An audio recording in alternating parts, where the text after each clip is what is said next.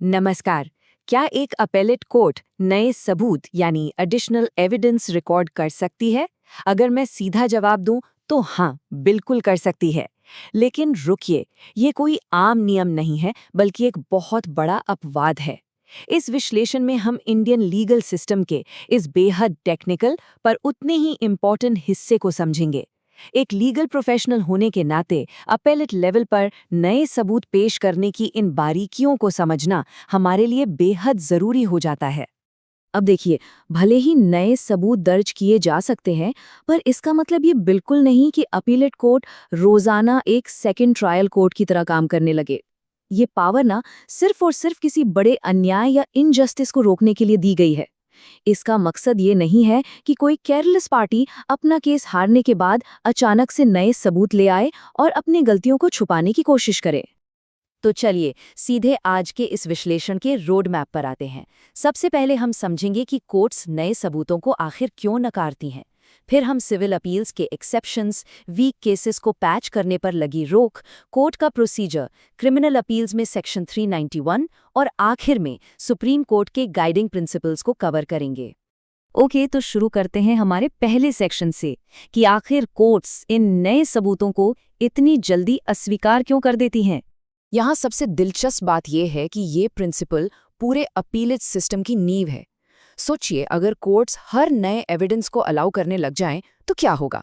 हर हारने वाली पार्टी अपने सबूत बचाकर रखेगी ताकि अपील में उन्हें आराम से पेश करके अपना केस स्ट्रॉन्ग कर सके। ऐसे तो लिटिगेशन कभी खत्म ही नहीं होगी, है ना? इसीलिए ये एस्टैब्लिश्ड रूल है कि additional evidence is an exception, not the rule. चलिए अब आते हैं हमारे दूसरे सेक्शन पर। सिविल अपील्स में आखिर वो कौन से एक्सेप्शंस हैं जहां नए सबूत अलाउ होते हैं। सीपीसी के ऑर्डर 41 रूल 27 को अगर हम ध्यान से देखें तो 3 मेन सिचुएशंस निकल कर आती हैं। पहली, जब ट्रायल कोर्ट ने सबूत को गलत तरीके से रिजेक्ट कर दिया हो। दूसरी, जब पूरी कोशिश यानी ड्यू डिलिजेंस के बावजूद वो सबूत पहले अवेलेबल नहीं था। और तीसरी, जब खुद एपेलेट कोर्ट को लगता है कि जजमेंट सुनाने के लिए इस सबूत की जरूरत पड़ेगी। आइए पहले एक्सेप्शन को थोड़ा डिटेल में देखते हैं। जब ट्रायल कोर्ट ने सबूत को गलत ढंग से रिफ्यूज किया हो। ये प्रैक्टिकली सबसे क्लियर ग्राउंड होता है। मान लीजिए किसी ने ट्रायल कोर्ट में एक रजिस्टर्ड सेल डीड पेश करने की कोशिश की, पर कोर्ट ने उसे इररेलेवेंट बोलकर रिजेक्ट कर दिया। अब यहाँ लिटिगेंट की तो कोई गलती नहीं थी, तो ऐसे में अपेलेट कोर्ट उसे एडमिट कर सकती है, क्योंकि कानून कहता है कि ट्रायल कोर्ट की गलती का खामियाजा एक लिटिगेंट क्यों भुगते। दूसरा एक्सेप्शन है ड्यू डिलिजेंस। और सच कहूं तो कोर्टरूम्स में सबसे ज्यादा बहस इसी ग्राउंड पर होती है। यहाँ पार्टी को साबित करना होता है कि पूरी कोशिश के बावजूद एविडेंस सच में पहले अवेलेबल नहीं था। जैसे कोई पब्लिक रिकॉर्ड जो बहुत बाद में मिला हो। लेकिन अगर कोई आकर कहे कि अरे मेरा वकील तो भूल ही गया था, या मुझे अब जाकर इसकी अहमियत समझ आई है, तो ऐसी लापरवाही को कोर्ट बिल्कुल बर्दाश्त नहीं करती और एप्लीकेशन तुरंत खारिज हो जाती है। तीसरा एक्सेप्शन काफी इंटरेस्टिंग है और अक्सर लोग इसे गलत समझ लेते हैं। ये तब लगता है जब खुद एपेलेट कोर्ट को महसूस हो कि रिकॉर्ड अधूरा है, जैसे किसी लैंड डिस्प्यूट में बाउंड्री मैप का मिसिंग होना। ऐसे में सही जजमेंट सुनाने और जस्टिस एंश्योर करने के लिए कोर्ट उस एविडेंस को मंगवा सकती है। पर ध्यान रहे, ये पावर स्पेसिफिकली कोर्ट की अपनी सेटिस्फैक्शन के लिए है। ये कोई बैकडोर एंट्री नहीं है पार्टीज की सुविधा के लिए। अब चलते हैं सेक्शन 3 की तरफ। कमजोर केसेस की भरपाई नहीं की जा सकती। ये एक ऐसी जगह है जहां कई लीगल स्ट्रैटेजीज बुरी तरह फेल हो जाती हैं। लीगल सर्कल्स में एक टर्म बहुत कॉमनली यूज होता है, लकूना। लकूना का सीधा सा मतलब है आपकी केस में आई कोई बहुत बड़ी कमजोरी या गैप। अगर आपका केस इसीलिए हारा क्योंकि आपके विटनेसेस ने एक दूसरे को कॉन्ट्रडिक्ट कर दिया या डॉक्यूमेंट्स वीक निकले, तो आप अपील में नया सबूत लाकर उस गैप को भर नहीं सकते। तो इस पॉइंट को आप बिल्कुल क्लियर रखिए। कोर्ट्स ने लगातार ये कहा है कि आप अपील में लैक्यूने नहीं भर सकते।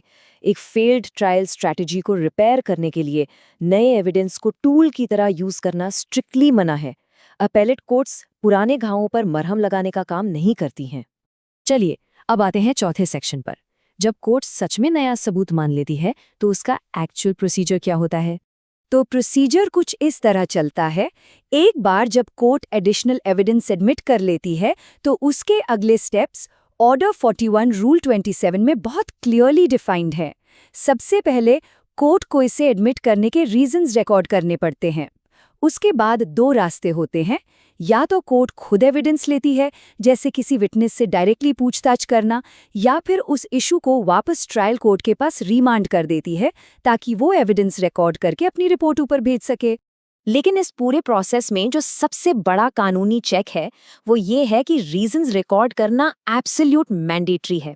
बिना रीजंस लिखे अगर कोई नया सबूत एडमिट कर लिया गया तो उस आदेश को आराम से लीगली चैलेंज किया जा सकता है। ये इसलिए किया गया है ताकि लेट स्टेज पर एविडेंस एक्सेप्ट करने के पावर का गलत इस्तेमाल ना हो। अब बढ़ते हैं 5वें सेक्शन की तरफ, जहां स्टेक्स और भी ज्यादा हाई होते हैं, क्रिमिनल अपील्स और हमारा सेक्शन 391। सीआरपीसी का सेक्शन 391 क्रिमिनल कोर्ट्स को ये पावर तो देता है कि वो एडिशनल एविडेंस ले सकें, लेकिन यहाँ कॉशन का लेवल आम केसेस से कहीं ज्यादा होता है। क्यों? क्योंकि यहाँ एक अक्यूज के राइट्स और फेयर ट्रायल का बड़ा सवाल जुड़ा होता है। डीएनए रिपोर्ट्स या मेडिकल क्लैरिफिकेशंस मंगवाने जैसे केसेस में तो ये ठीक है, लेकिन सुप्रीम कोर्ट ने प्रोसिक्यूटर्स को बार बार वार्न किया है कि सेक्शन 391 को सिर्फ इसलिए यूज नहीं किया जा सकता क्योंकि उनका कन्विक्शन फेल हो गया और अब उन्हें अपना वीक केस ठीक करना है। आखिर में आते हैं छठे सेक्शन पर। अब हम देखने वाले हैं कि इन सभी कानूनों को लेकर रियल कोर्टरूम्स में जजेस का प्रैक्टिकल एटीट्यूड कैसा होता है।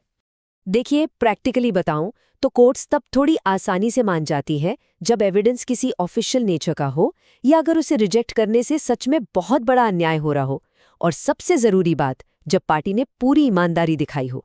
लेकिन अगर केस हारने के अगले ही दिन अचानक से कोई डॉक्यूमेंट प्रकट हो जाए, डिले का कोई एक्सप्लेनेशन ना हो, या अगर अपील ही एक छोटा सा रीट्रायल बनने लगे, तो ऐसी सिचुएशन में कोर्ट्स तुरंत सस्पिशियस हो जाती हैं और एप्लीकेशन खारिज कर देती हैं।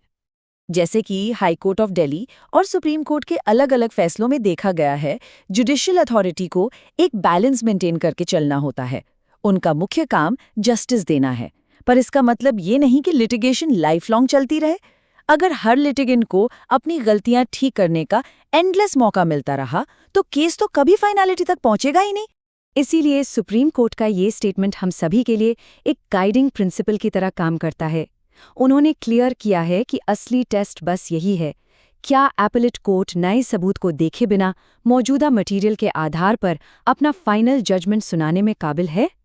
अगर इसका जवाब हाँ है तो फिर उस एडिशनल एविडेंस की अपील में कोई जगह नहीं है। अब इस विश्लेषण को खत्म करते हुए एक बहुत ही गहरा सवाल सामने आता है।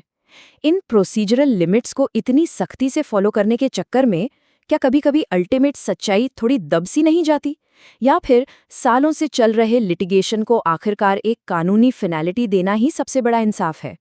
सच्चाई ढूंढने और इंसाफ को वक्त पर खत्म करने के इस डेलिकेट बैलेंस के बारे में आपको जरूर सोचना चाहिए। आज के इस एक्सप्लेनर में मेरे साथ जुड़ने के लिए बहुत बहुत शुक्रिया। जल्द ही अगले टॉपिक पर आपसे मुलाकात होगी।